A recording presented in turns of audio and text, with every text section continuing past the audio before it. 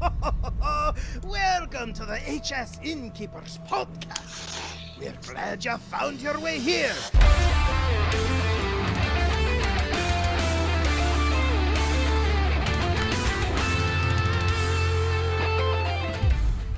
And welcome to episode number 19 of the Innkeepers Podcast. We are a podcast for innkeepers covering Hearthstone's fireside gatherings. With insight and information we hope all of our fellow innkeepers will find useful. My name is Avantes from Knoxville, Tennessee.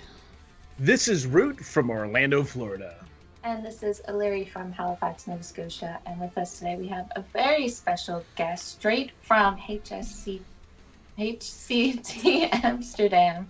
We have Lucas all the way from Amsterdam. Hi there. How are you? Welcome.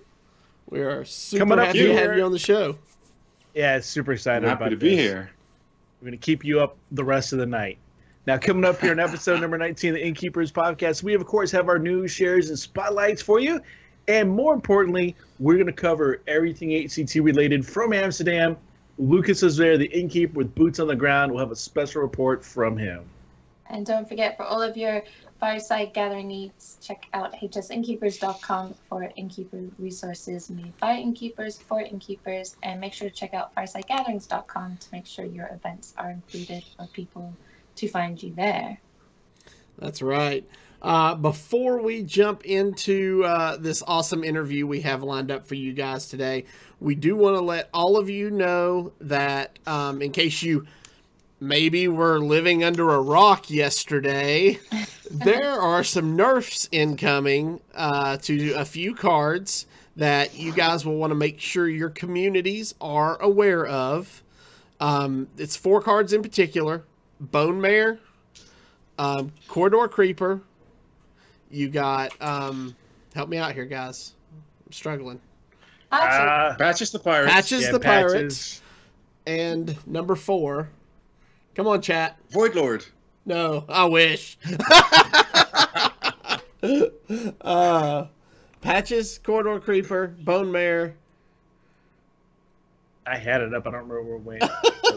Ah, come on. And that other Oh, card. Raza. And Raza. Raza. Yeah. Raza. So make sure you guys are aware and let your communities know. I know I posted a bunch on Facebook yesterday, letting everybody in my general vicinity know about those changes. So, yeah, Patches is no longer in charge, which is funny. This is a good opportunity. Go ahead. I was just going to say, Mike Donay posted on Reddit yesterday that they just so happened to find an alternate voice line for Patches. So, yeah, this is a good time to share this information with your community. It's basically what you do as an innkeeper. You're not just putting on events, but you're also making sure that your community has the most information they can have. Go ahead, Lucas. Yeah, it's true. I mean, that's what you do as an innkeeper. You provide information. You answer questions. You're supposed to be the expert on the game. Yeah. Ooh, even if you don't feel like it. There you go. Yeah. So, all right, Illyri, why don't you tell us about our top share of the week? The ladder was also revealed. The ladder changes coming in March. It's just another thing to into your community. It's going to be, quote, easier to hit legends.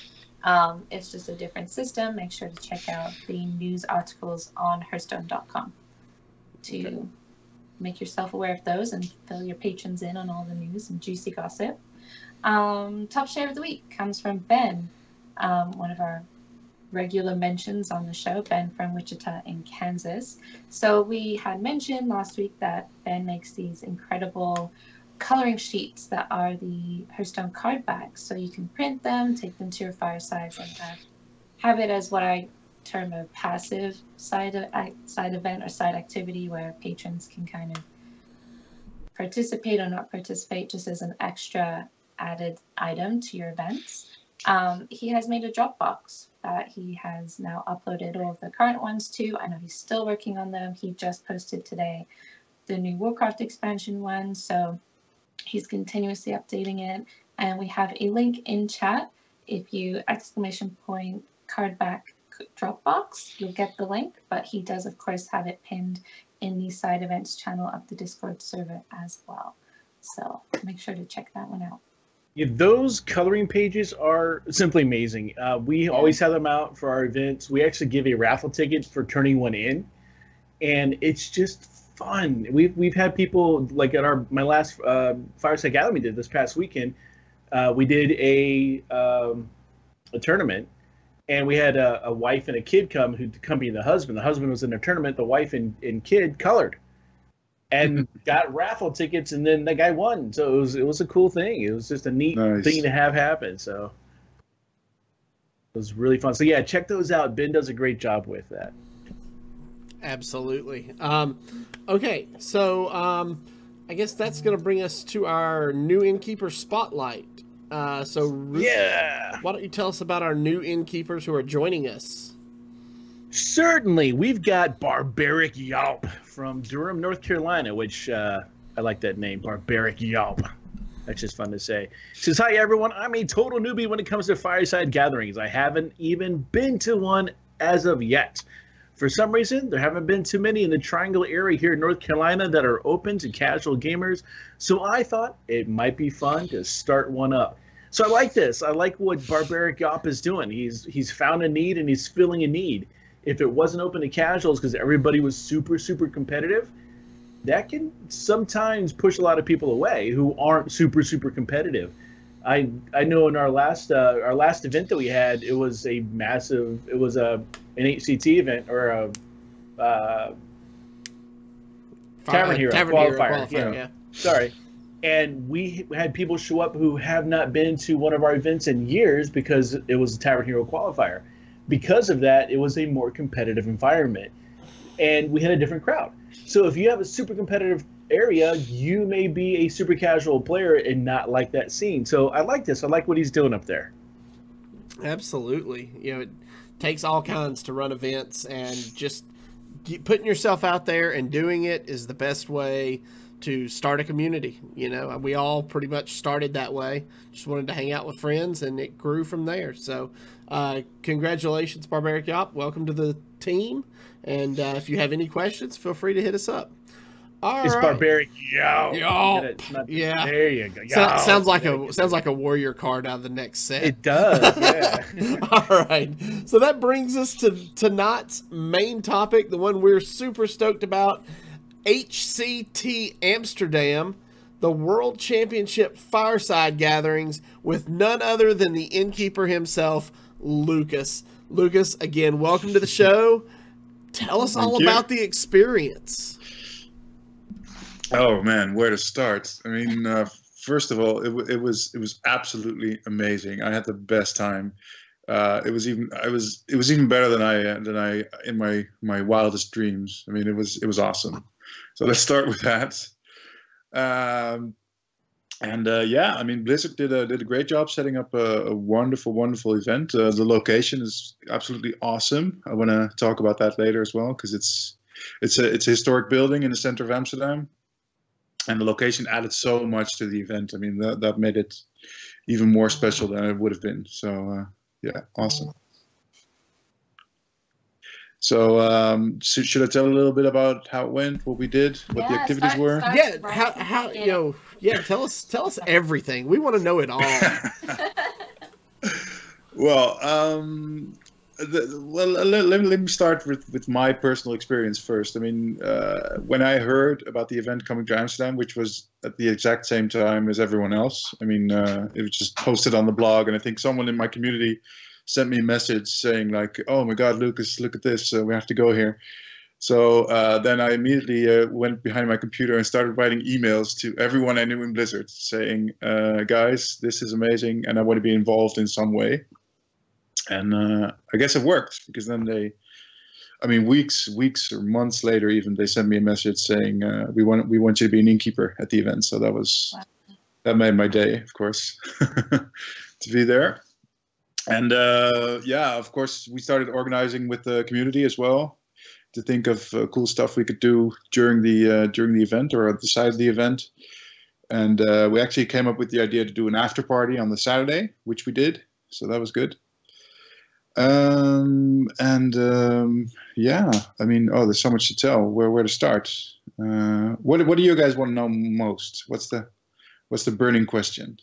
I guess, like, for me, like, I'm interested in knowing, in the process of, working with Blizzard, because I'm sure everyone is interested in that as well. But, how did you decide what to do at the event itself? And, what did you guys do at the event? Well, did you do side activities? Did you do side tournaments? Or was it mainly a viewing party for the main event itself? What the main activity was, I mean, the HCT was divided into main areas.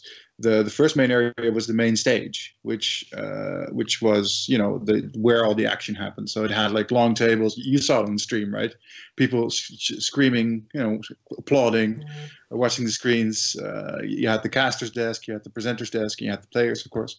And then the other big area was called the tavern, which does ring a bell for us, a tavern, and this tavern was this is where the Blizzard organized side events for the audience, just to do something else than watch the sports directly. I mean, there were big screens there, so you could follow the action from anywhere, obviously, because that's the main attraction.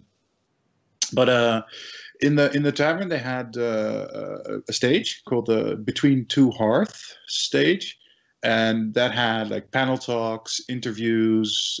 They did a quiz even with Ben Brode and some other guys, and it was just sort of, talk about the game, talk about the meta. There was a talk between Firebat and Thijs, where mostly what they were doing was burning each other and saying, Europe sucks, no, US sucks, just joking around. It was really cool. And it's just really cool to be so close to all these really famous streamers and players, right? So it's very, very nice. And the other thing in the tavern was games, of course, playing Hearthstone. So there were these daily tournaments every day that had 128 players in a big Swiss bracket or Swiss round, and then and the dailies were especially exciting for the community because the first prize for the dailies was a trip to the next HCT seasonal of your choice. Wow. Paid for plane ticket, hotel, everything. So that was, of course, amazing. So people stood in line for those from early in the morning, as you can imagine. And then besides the daily tournaments, which, by the way, had way more prizes than that. I mean, they had duffel bags, they had T-shirts, they had, swag everywhere. And then they also had the quick play tournaments, which were really, really cool. It was a small 8-player single elim brackets. And what we did was a best of 3 with a single deck. So it was very, very accessible to every player because all you needed was just one decent deck.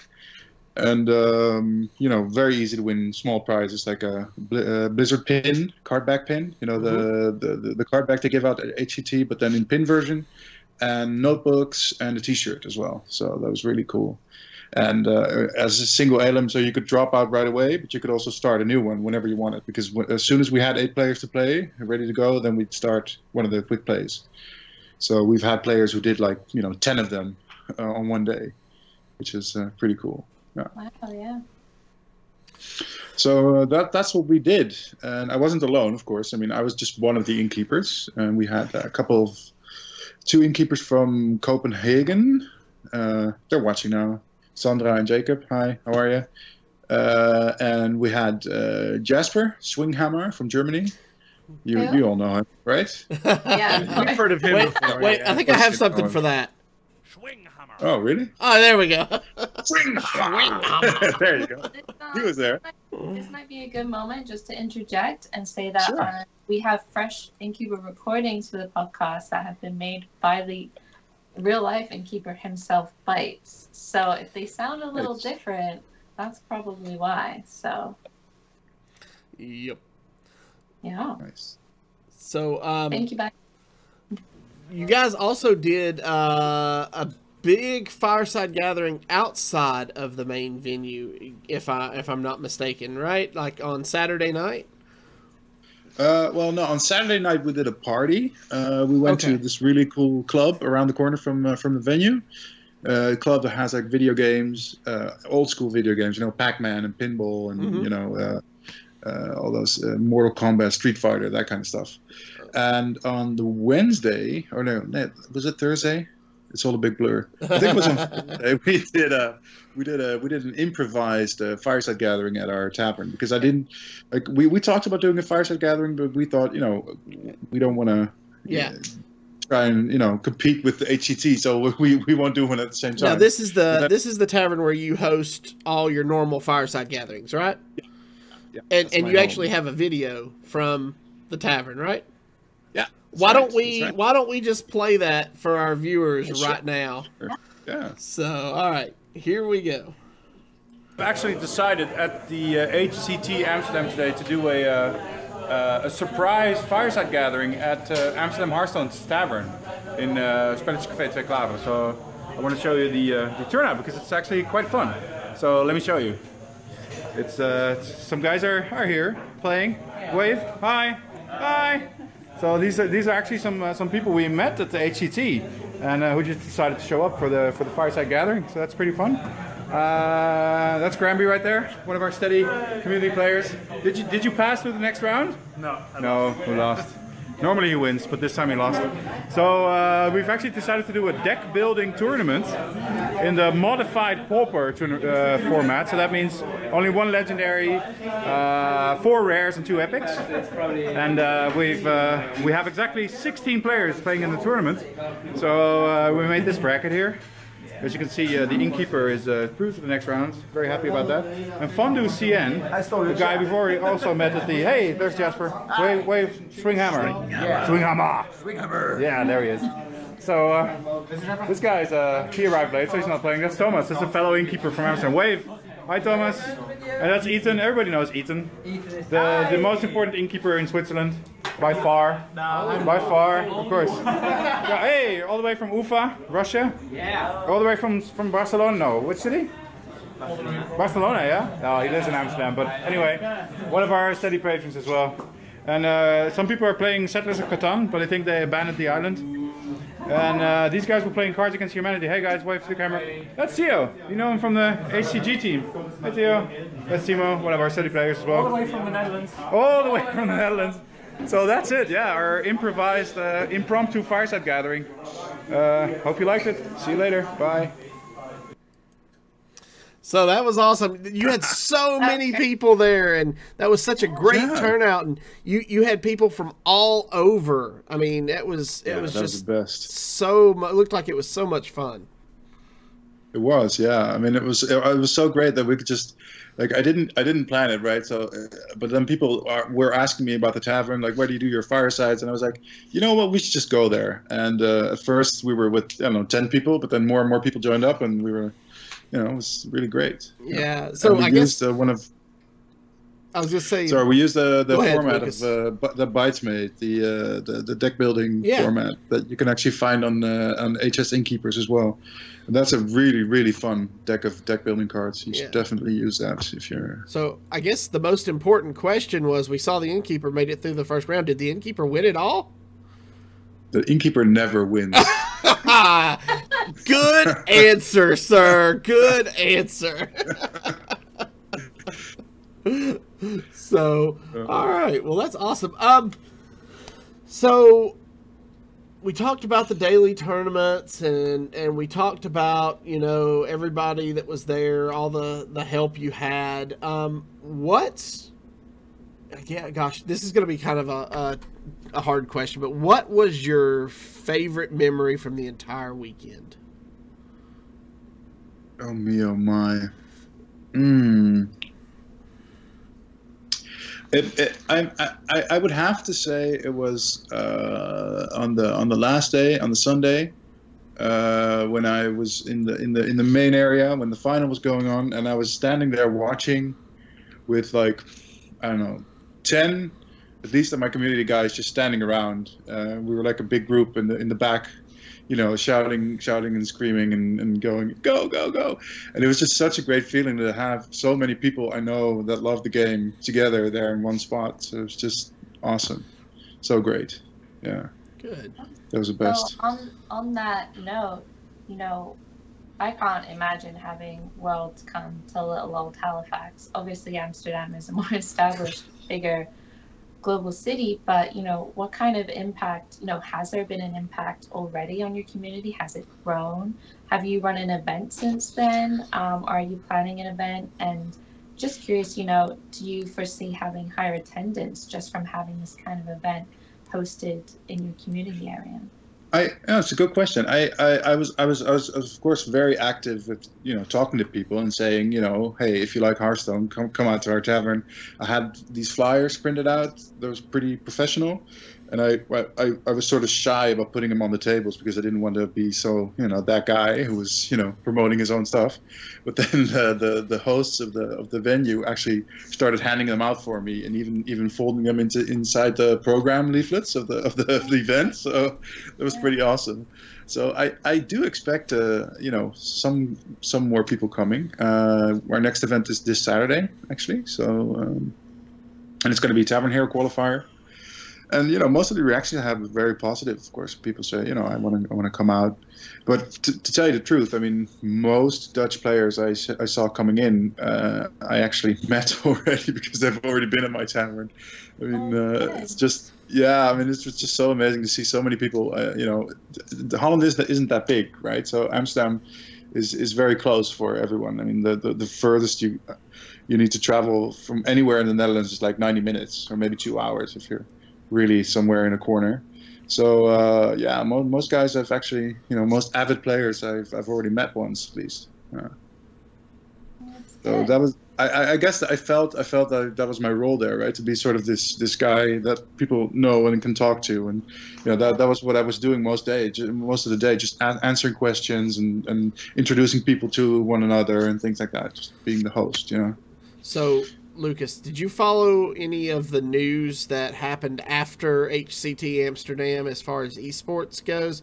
Because in chat, KW Firesides brings up a good point. Says Amsterdam HCT event could well be known as the historical starting point for esports being more widely recognized and accepted, as it was initiated by the president of Taiwan due to Tom's World Championship win. Have you guys heard any more rumblings of esports being a little more mainstream? Well, of course, what I did notice was all the major newspapers writing about this event, and then writing about esports in general and about Hearthstone. And what I did notice was that for the first time, I mean, of course, I've read some interviews with Tyson L, for example, gave a big interview with the newspaper. But for the first time, this time I read these articles and I thought, wow, these journalists actually know what they're talking about and they're taking it seriously. And they're, it was nice to notice that, you got sort of recognition on that scale as well. Yeah. That's really awesome. That is cool. That would be I would be so thrilled if I saw esports in Hearthstone in my, my local papers. That would be just great. Yeah. That's the dream. Yeah. Cool. Yeah. All right. You guys. Go ahead, O'Leary. Well, I was going to say, do you, because hopefully, in the future, the, the playoffs and the championships and the World Championship, they are moving them around the globe now to different places. Mm-hmm. So hopefully in the future there'll be other innkeepers involved in these kinds of events. Do you have any, advice or recommendations for any innkeepers that may find themselves in a similar situation? I would say just give a shout out as soon as you're here. Something coming near, and just give a shout out to anyone you know at Blizzard. Tell them that you're enthusiastic and that you want to help and that you want to be involved, and then they'll hear you, I hope, and then maybe you can do something. Yeah, just let us know. Tell the world what you want, and maybe it'll come to you. Yeah. All right, so Lucas, looking back on it after the dust is settled, is there anything you wish had gone differently, or that you could have, or anybody could have maybe done better for the next time around? Yeah, I have some feedback, and I shared my feedback as well with Blizzard already. A couple of things went wrong with the daily tournament on day one. It was cancelled actually, And that was really sad because I know I really advertised for it. You know, I told everybody, you come out on Thursday because Thursday's going to be a quiet day, so you have a big chance of winning the big tournament. People were standing in line from 7 in the morning in the cold, and then they showed up, and then it was just the doors just closed. Canceled. Oh wow! Without notice and without and that's something that I was really disappointed about, and I felt bad about as well because these people were standing.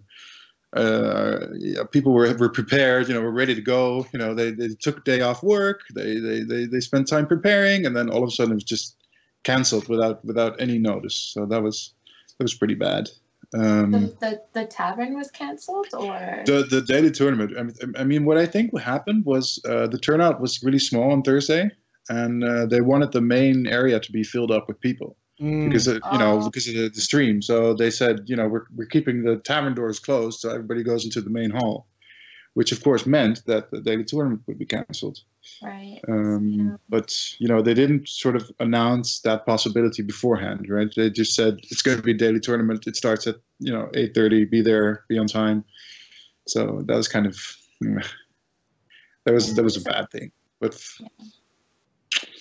But the rest, I mean, Blizzard did such an awesome job organizing this. I mean, I only have, a lot of respect for.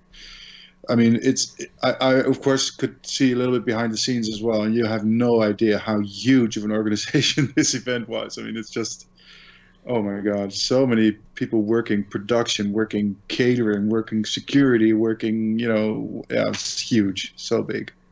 Yeah. Oh, yeah. So, yeah. That's awesome. Sounds like it was a good time. Wish I could have been there. I really do. Yeah. Yeah. I did see a couple of people from the US who flew over, but these are people who probably had the free time and the ability to just take a week off and just go to Amsterdam for the HCT. Yeah. Not everybody has the luxury. Yep. So, what exactly was your role as this innkeeper on a global stage, on a worldwide stage at this event? How is your role any different than your normal role as an innkeeper? Well, I mean, don't make it any bigger than it was. I was just an innkeeper, one of the innkeepers there. So I was just working, helping setting up the tournaments, doing admin stuff, handing out prizes to the players. And actually, I mean, like I said, my role was it was an innkeeper. So I was hosting. I was the host. I was the person, who smiles at you when you come in and say, do you want to play a game? That's pretty much what I did. And that's what I do at my tavern as well. So it was it felt really good to be there. But I mean, of course, my position was special because I'm local. So for me, it was, it was like a home game advantage, as you would say in the US. Yeah. So not much different than what you do at your normal taverns. No, just talking to people, playing some Hearthstone, and giving out swag. That's what I do. Nice. Yeah. I love giving out swag. Oh yeah, so good, so great. All right, so how far away? I'm going to ask the question here. How far away was the venue from the red light district there in Amsterdam? It's slap bang in the middle of the red light district. I mean, it's right. no, it's so a little bit about the venue. It's called the Beurs van Berlage, and beurs is the Dutch word for stock exchange. So it's actually the old stock exchange, and Berlage is the name of the architect. He's a really famous architect in Europe. And the building is beautiful. Just look it up on the internet, look up some pictures. It's really, really pretty. And it's built right next to Central Station. So between Central Station and Dam Square, which is like the central square, that's pretty much, that whole area is pretty much filled up with that building. And then from there eastward, it's a red light district. So just stick out your head from the window and you'll see the first red lights. It's just right there. So being close to I guess that's right close to the central, was that train station there? So people can central train station. Yeah. So public transportation, which is phenomenally better in Europe than it is in the United States, made it really easy for people to get there and to join the venue. So that's cool. Yeah, just from the airport, you take a train, 15 minutes, and then you're right at the venue. So it's just and the hotel where they put up all the Blizzard people was also like 5 minutes from there. So everybody was just walking. It was just the whole city was squirming with Blizzard people with the badges everywhere. It's really nice. That's awesome. That's always a fun sight to see that wherever you go, if it's BlizzCon or anywhere else. It's always cool to see a bunch of people walk around with their Blizzard name tags. Yeah. And it really adds to it. You know, the fact that it's in the city, it's in the center. You feel like the whole area is alive, right? It's so much better than some conference hall somewhere, you know, in way out in the middle of nowhere. It's just really great to have that historical. Montes, I am scared to death about your body language right now, brother. What has been said in chat? Bites is cracking me up in chat. He said he went on a tour with Lucas, and he said his favorite part of the Lucas tour was fried chicken, hookers, church, kindergarten hookers. He mentions hookers twice in that list of 5 items. He would mention it twice at least. Yeah, I mean it's no, it's actually it's actually really funny because I'll tell the story, right? It's right in the middle of Red Light District. There's an old church. It's actually called the Old Church. And it's the building itself is not used as a church anymore, or not that often. But there is a small building where a couple of priests still live. Right, they live there together. It's like an old priest's house. But this is right next to the church, and it's actually right next to the hookers on the church square, because the church square is pretty much taken over by hookers. But next to the priests, there's actually a kindergarten, where the people that live nearby, you know, bring their children during the day to, you know, go for daycare. So it's kind of weird to have that in one spot. So one street, it's a fried chicken place, then it's hookers, then it's priests, then it's a kindergarten. And according to Bites, there's more hookers after that. So. Well, yeah, of course. There's more. But I always make the jokes that actually they should change the order so that the hookers are the buffer in between the priests and the kindergarten. You know. There are definitely jokes there. Yeah. There's more than one joke there you can make. Yeah. Yeah. So. Innkeepers After Dark. There you go. On your next this is all like HBO 2 minutes from the venue, right? So it's right, like the venue's right next to that church. It's really in the middle of everything. Yep. That's awesome. So I'm glad everybody had a good time. That's the most important thing. So. Yep. All right. Do you guys have any last minute questions for Lucas before we wrap this thing up? I know he's probably ready to go to bed. I'm actually quite awake now. Yeah, it's all fun. Would you do it again?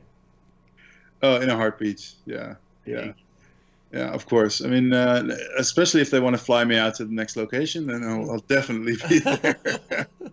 I doubt it, but you never know. Yeah, I mean, it was the best. And did Schwinghammer yell Schwinghammer when he took drinks? Schwinghammer yelled Schwinghammer pretty much the whole day. I would expect nothing less. This is true. The legend lives on. Yeah, exactly. Yeah. Well, yeah, thank you so much, Lucas. I know it is late for you, but thank you so much for sharing your story and your journey with this. And, you know, I'm excited to share this insight into, you know, the Innkeeper side of this event, because, of course, we see, you know, the glitz, the dazzle, the early confetti bombs. We've seen That's funny. Stuff, but you don't always see the back end. You know what you're describing with like the Team Blizzard brings in. You know, it's hard to get an insight into that kind of thing. So I think it's going to be really exciting. I know Marspad is excited just to kind of hear about your experience and what it was like as an innkeeper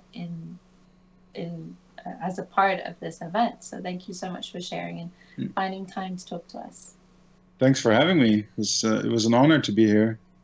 Yeah, thank you so much for sharing your story. It was awesome. That's right. Thank you. All right, guys. Just to recap tonight, we talked with our good friend Lucas from Amsterdam about the HCT World Championships that he got to be a part of a couple weekends ago. If you are looking for more information about Lucas, or you want to follow his events, Lucas, where can they find you online to know when you're running events? They can. My organization is called Amsterdam Hearthstone.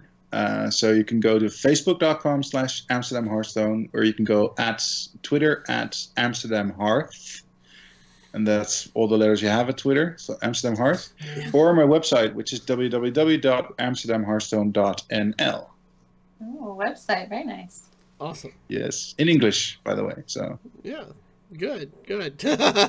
Leary, how about you?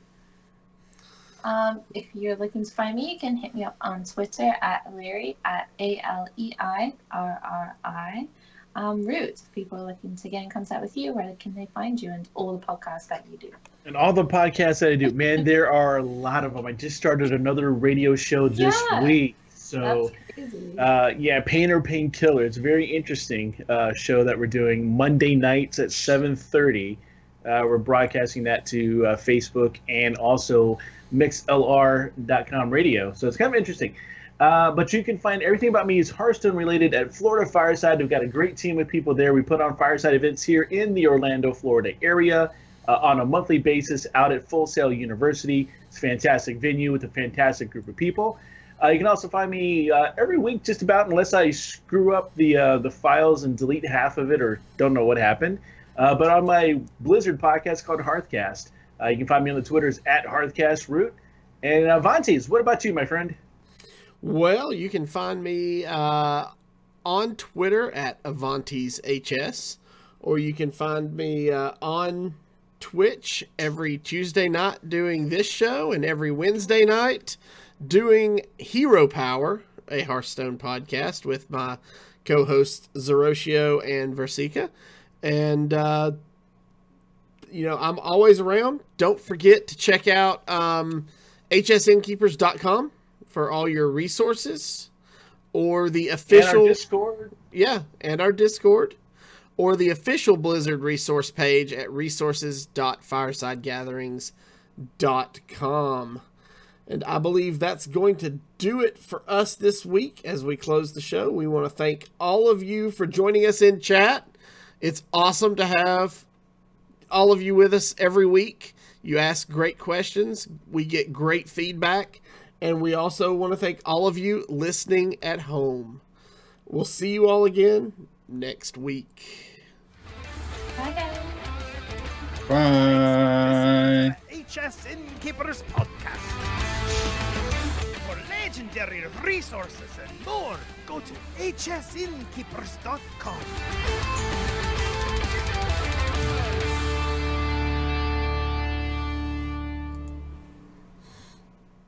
Swing hammer.